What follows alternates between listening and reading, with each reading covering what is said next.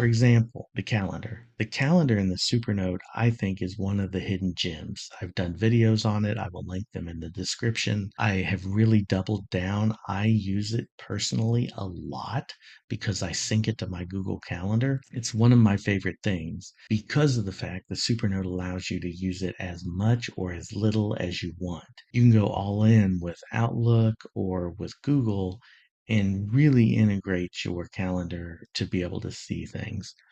And let's take a look at the calendar. Now on the A6X2, this is a little bit smaller.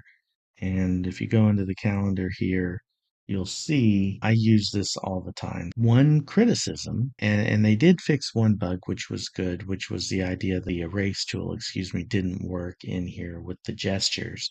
And so this is kind of a twofer. I mentioned the gestures and I also mentioned this. And I did a dedicated show and tell on this piece. So what was happening in the A5X was if you do your scribble on the monthly view, and then you do your two finger gesture, this is what you got. And it happens here as well. No matter where you have your gesture set here, it will not erase that. You have to do the selector tool and you have to do that to erase. Now, if you go into the settings and you reverse and you make your two finger erase gesture on the screen and put your lasso on the sidebar, your lasso still won't work for selection, but now your two finger erase will work in the calendar.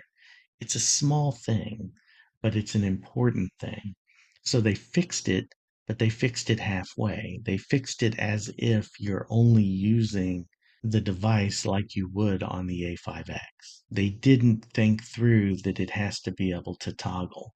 It needs to recognize that if I have this set as my eraser, that it can then be used as a lasso erase. And that's what it's not doing. So that's a smaller thing and it goes into the gesture side a little bit, but it's one of the things that impacts the calendar directly. The other thing that we just showed is it's easy to write on here. So I can put in here meeting with Bill and I can write that on my monthly view. I can also go to my weekly view and I can put meeting with Bill. And there it is. It's very easy and seamless to use. Then we go to the daily view. And this is something that people have been asking for nonstop. And I think it's something that Supernote really needs to focus on.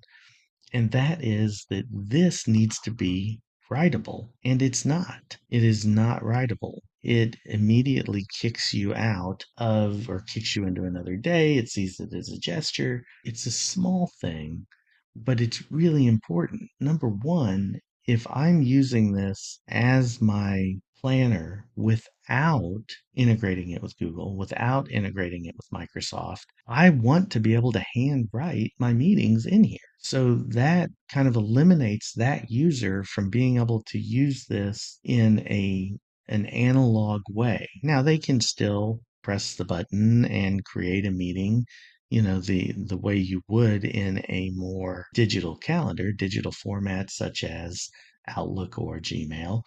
So they can still engage that way. But if I really wanted this to just be an analog interface, something like My Daily Organizer from My Deep Guide, Voya has put together a beautiful PDF planner for the person who really wants that analog experience and wants to be able to see what they've written and what times they have things scheduled for. The beauty of Supernote is they're really good at balancing both of those use cases, but this is a big miss. It's something they need to get corrected and they need to get it corrected right away. So to me, that's very important. Otherwise, the calendar feature is pretty awesome. My bucket list is to have both creation and last access dates available for notes. But again, I know it's creation date only. I've learned to work around that flow. It's not a deal breaker for me. I think down the line that's something they could address. But writing on the daily calendar and some of these small gesture fixes, I think they just need to release an update patch that just deals with features that are not working as expected. So we've talked about the calendar. You'll notice the to-do list is not on here because that's still a new functionality and I think it works as expected. I do think they will have improvements in the future.